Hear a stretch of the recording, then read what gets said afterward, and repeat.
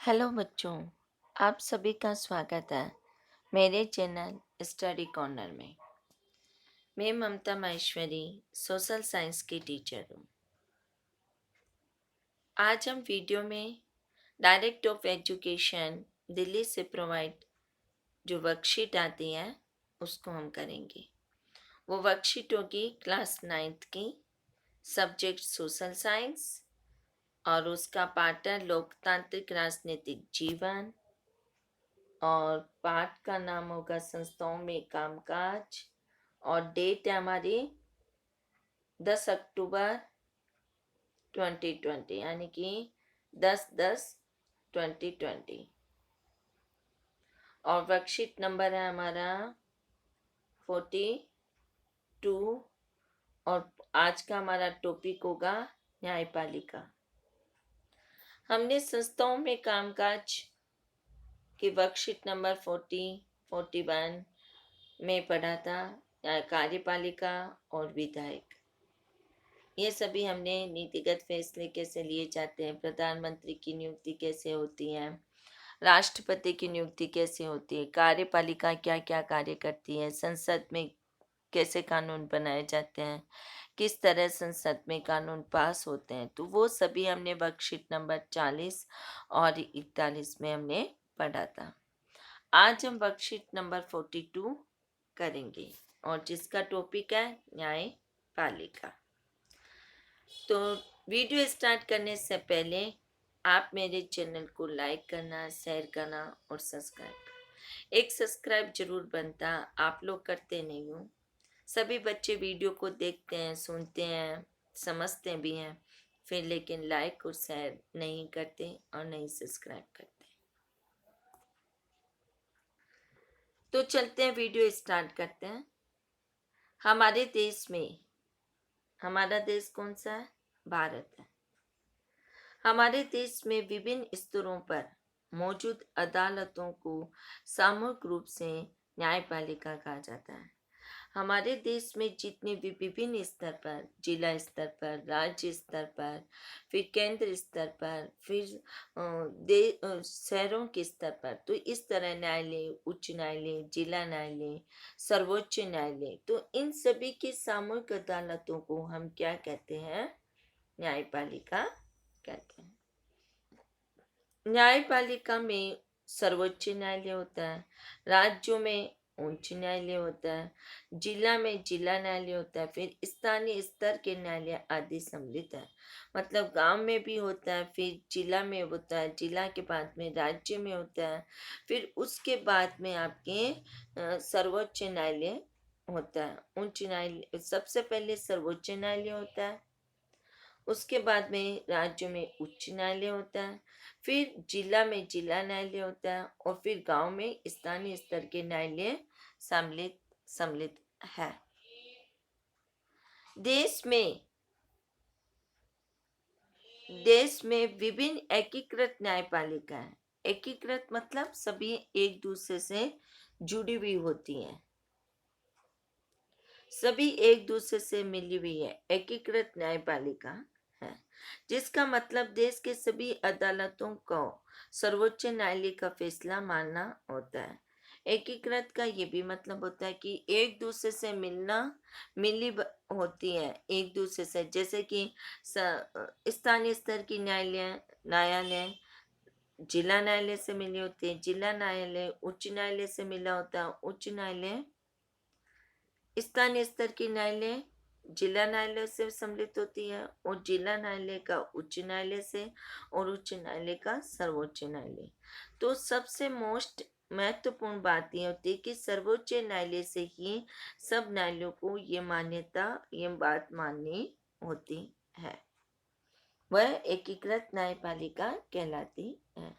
जिसका मतलब देश की सभी अदालतों को सर्वोच्च न्यायालय का फैसला मानना होता है।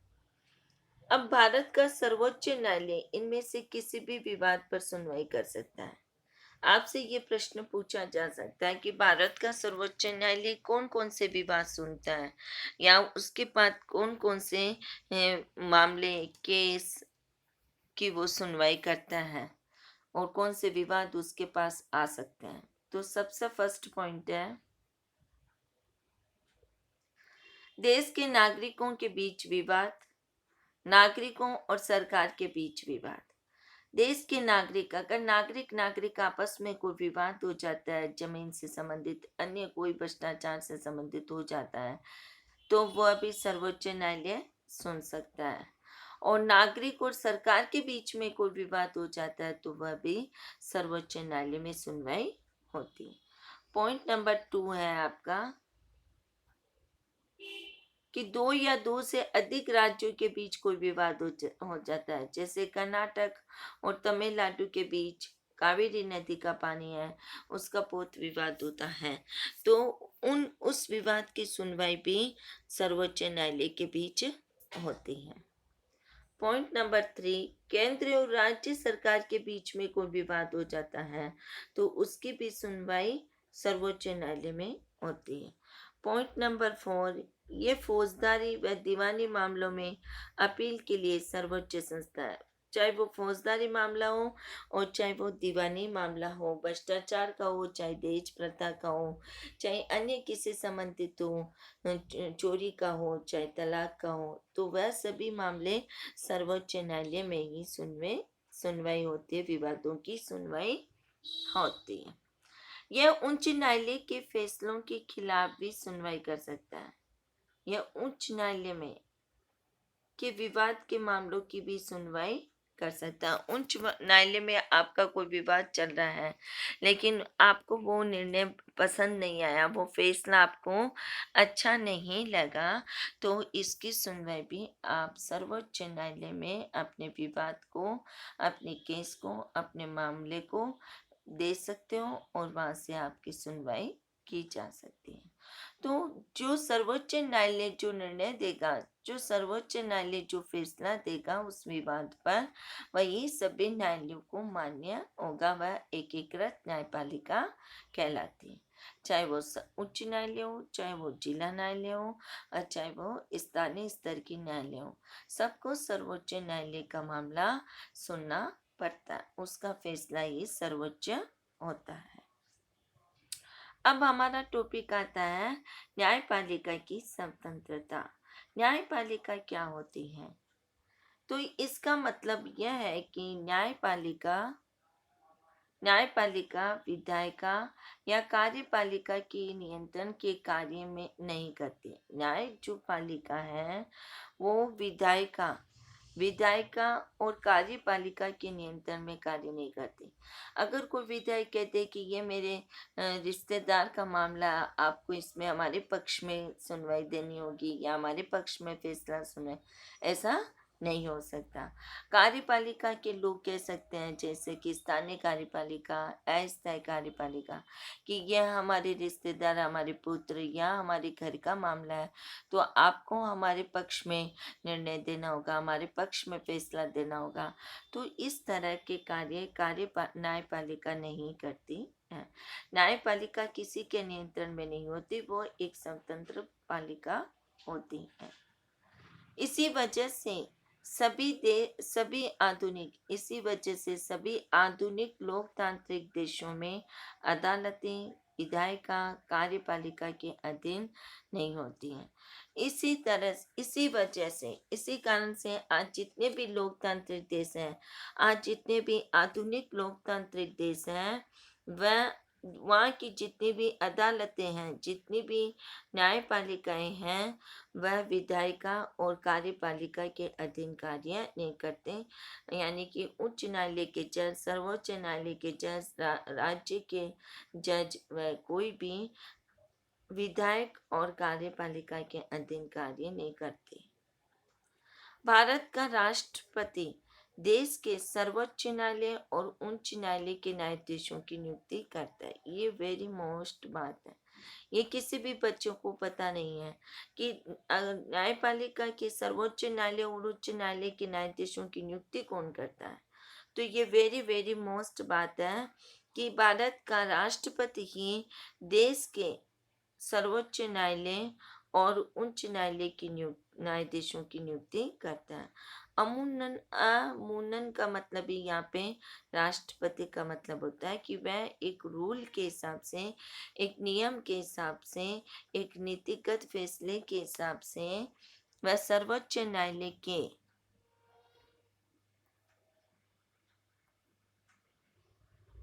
एक नीतिगत फैसले के हिसाब से वह सर्वोच्च न्यायालय के सबसे वरिष्ठ न्यायाधीशों को ही प्रमुख न्यायाधीश नियुक्त किया जाता है। मतलब जितने भी सर्वोच्च न्यायालय के न्यायाधीश होते हैं या उच्च न्यायालय के न्यायाधीश होते हैं, वो वो वरिष्ठ वरिष्ठ न्यायाधीशों को ही प्रमुख न्यायाधीश की नियुक्ति करता है। एक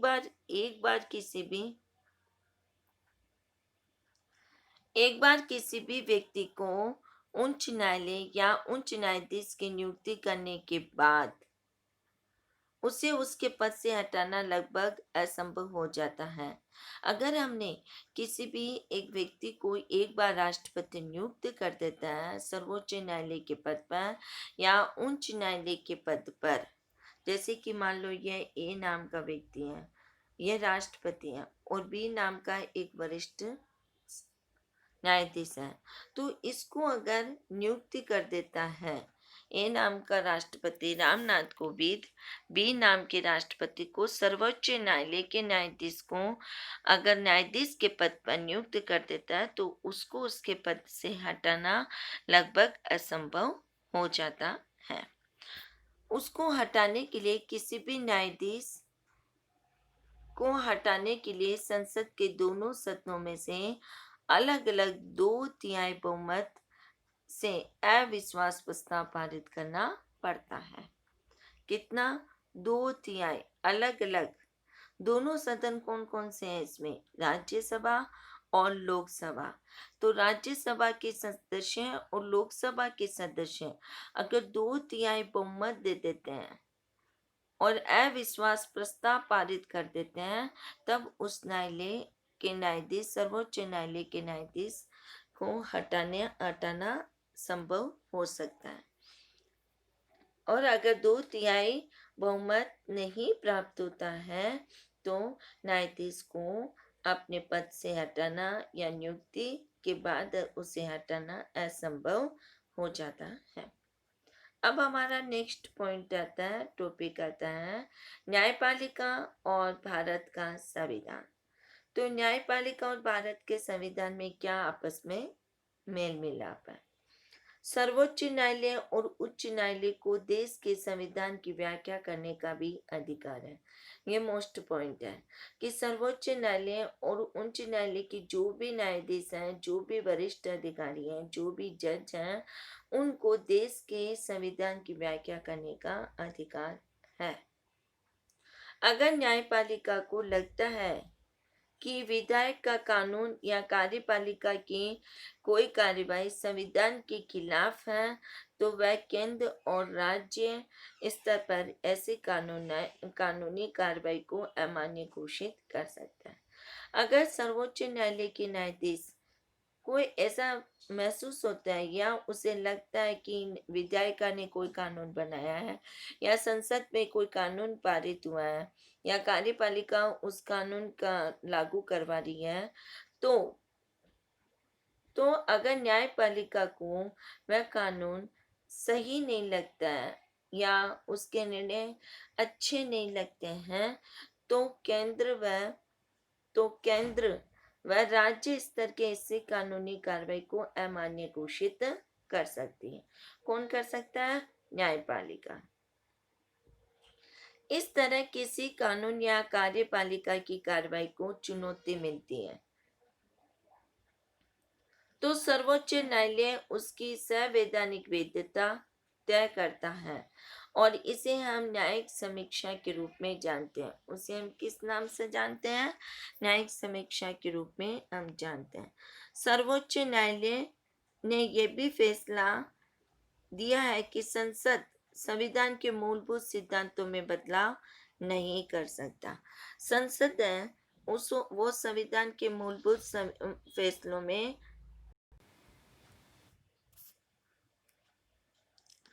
तो वह केंद्र और राज्य स्तर के ऐसे कानूनी कार्रवाई को अमान्य घोषित कर सकता है।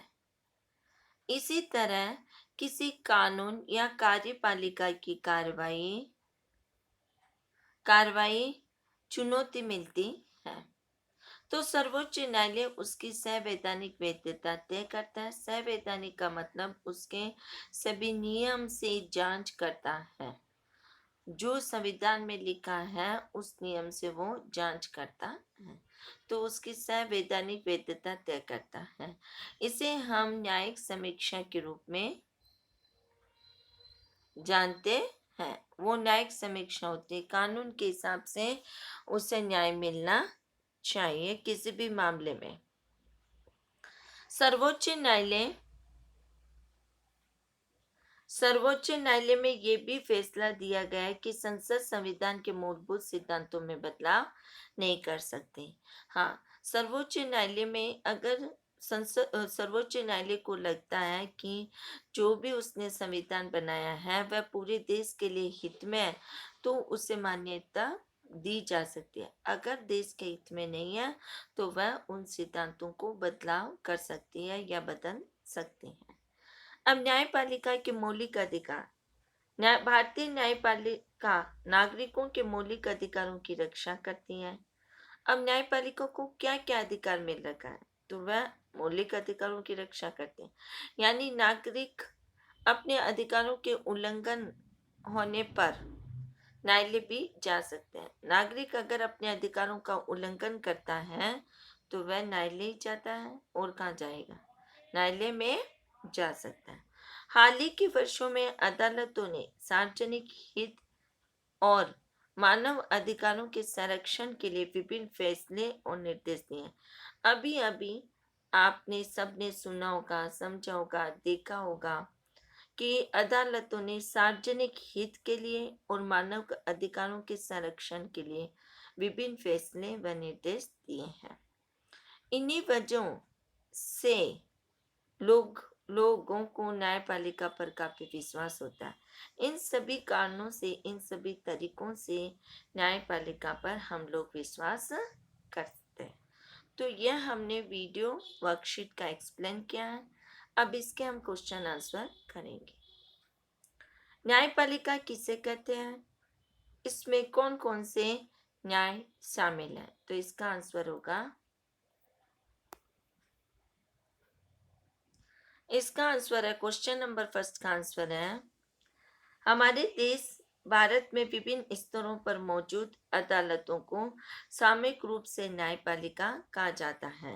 न्यायपालिका में सर्वोच्च न्यायालय, राज्यों में उच्च न्यायालय, जिला न्यायालय और स्थानीय स्तर के न्यायालय शामिल है। तो ये क्वेश्चन नंबर फर्स्ट का आंसर है। क्वेश्चन नंबर टू का आंसर, क्वेश्चन नंबर टू है भारत में सर्वोच्च न्यायालय में किन किन मामलों की सुनवाई होती है, तो इसका आंसर होगा भारत में सर्वोच्च न्यायालय में निम्न मामलों की सुनवाई करता है।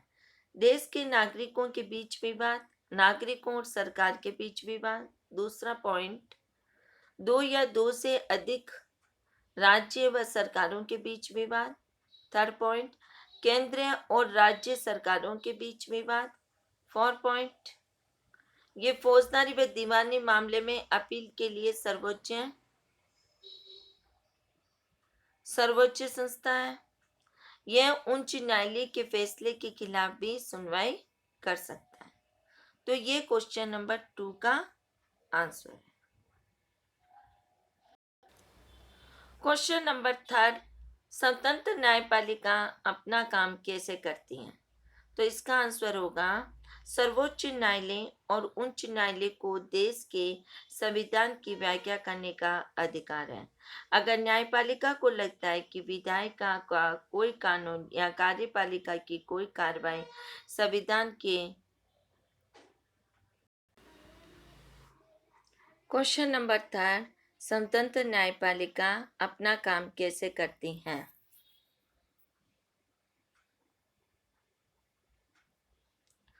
तो इसका आंसर होगा सर्वोच्च न्यायालय और उच्च न्यायालय को देश के संविधान की व्याख्या करने का अधिकार है।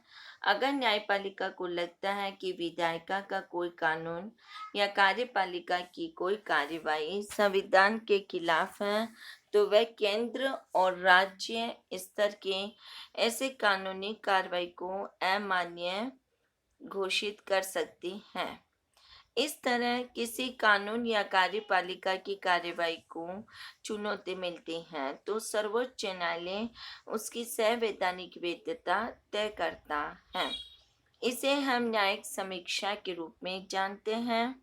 सर्वोच्च न्यायालय ने यह भी फैसला दिया है कि संसद संविधान के मूलभूत सिद्धांतों में बदलाव नहीं कर सकती। यह क्वेश्चन नंबर 3 का आंसर है। क्वेश्चन नंबर 4, आपके विचार में नागरिकों के अधिकारों की रक्षा के लिए न्यायपालिका क्यों आवश्यक है? तो इसका आंसर होगा, हमारे विचार से भारत न्यायपालिका नागरिकों के मौलिक अधिकारों की रक्षा करता है। यानी नागरिकों के अपने अधिकारों के उल्लंघन होने पर न्यायालय भी जा सकते हैं। हाल ही के वर्षों में अदालत ने सार्वजनिक हित और मानव अधिकार के संरक्षण के लिए विभिन्न फैसले और निर्देश दिए हैं। इन्हीं वजहों से लोगों न्यायपालिका पर काफी विश्वास करते हैं। तो यह हमने क्वेश्चन नंबर 4 का आंसर पढ़ा है। अब इसके कुछ मोस्ट टॉपिक भी पढ़ लेते हैं इस लेसन से संबंधित।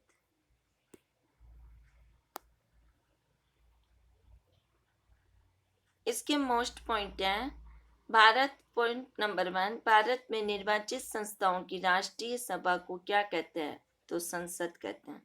पॉइंट नंबर 2, राज्य स्तर पर निर्वाचित सदस्यों की सभा को क्या कहते हैं? विधानसभा कहते हैं, राज्य स्तर पर।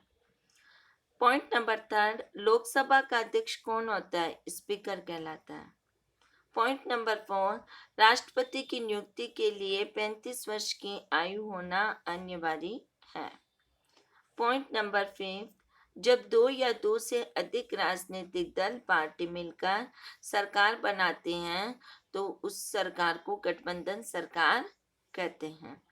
पॉइंट नंबर 6, भारतीय संसद के निम्न सदन लोकसभा की वर्तमान सीटों की संख्या 543 प्लस 2 हो जाती है, तो 545 होती हैं। और ये 2 कौन होते हैं? एंग्लो इंडियन होते हैं, जो राष्ट्रपति के द्वारा नियुक्ति की जाती हैं। और 543 कौन होते हैं? जो जनता के द्वारा सदस्य नियुक्त किए। पॉइंट नंबर 7, प्रमुख मंत्रालयों के प्रभारी को कैबिनेट मंत्री कहते हैं। पॉइंट नंबर 8, छोटे मंत्रालयों के प्रभारी को स्वतंत्र प्रभार के मंत्री कहते हैं।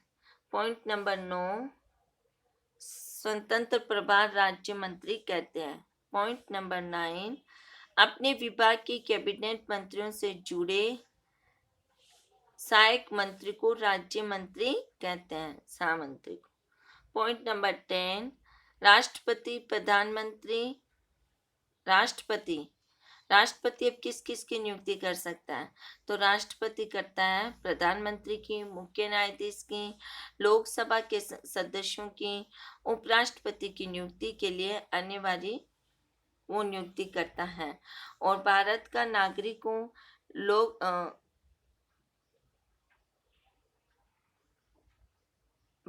नागरिकों लाभ के पद पर कार्यरत न हो दिए जाने में